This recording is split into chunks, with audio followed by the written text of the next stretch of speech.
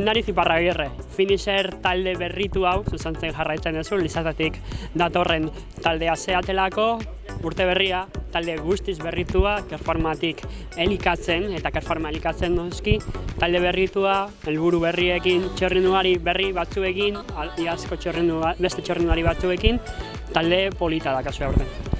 Bai, egunon bai, oso polita, ez? Talde berdina, izen desberdina, finisher ekin, eta bai, lehenengo urteko beratxi txirrindulari berri, eta beraiekin lan egiteko gogoz, eta helburu politen bila.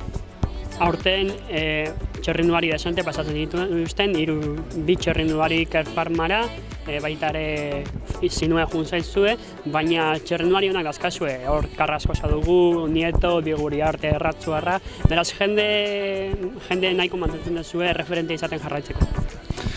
Bai, etorkizuneko txirrindulari asko ditugu, hori gustatzen zaigu, etorkizunera begira, eta izen batzuk esan dituzu, beste batzuk esan alditut, baina ikusten dugu talde osoa, gauza politak egiten alditugula. Mantentzen dituzuten gain, jende berria sartu da, batez ere junior desente, Ibai Azantza, Belogon Rosado, baita ere Iñaki Orok edo Otxandorena Euskaldunak, jende berritua ere badator. Bai, hori da guretzat importantena, jende berria etortzea, eta lehenengo urtekoak lehen esan dudan bezala beratxi txirrindulari berri, eta guretzat hori politena da, eta Jendoren Bos eta Iban Gomez, Joienji ere bai etorri dira, esperientzia handiagoarekin, eta guztion artean talde polita, ez.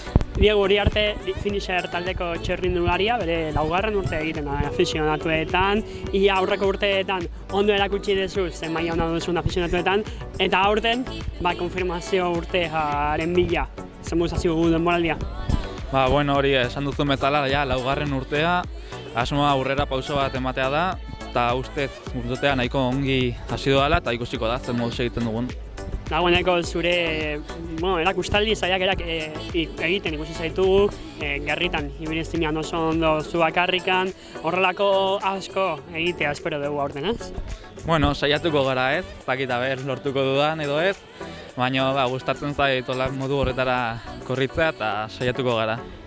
Helburuen artean, imaginatzen badagola karrera bat zure etxeataritik pasako dela, beraz, hoi helburu nagusitzat izango duzu, baina gero urtean zehar helburu asko izango dira, beti ere gora begira. Printzipioz asmoa segurtu osoan nahiko erregularra izatea da, eta beti badira hori karrera bereziak, eta esan duzun bezala etxean baldin badira gehiago, eta asmoa hori da. Eta taldea nola dago? Nola ikuste duzu finisher talde berritu hau? Talde oso polita dugu. Azkenean juvenil nahiko torri dira berriak eta maila politarekin ibiltzen dira eta nik uste urte polita egiteko moduan godela. Ibai Azantza finisher taldeko txirrindularia, lehenengo urteko txirrindularia, iaz junior mailan denboraldi pikaina eta parte egin ostean aurten erronka berria duzu, talde berriarekin eta maila berriarekin. Zer moduz abiatu dugu urtea giro berri honekin?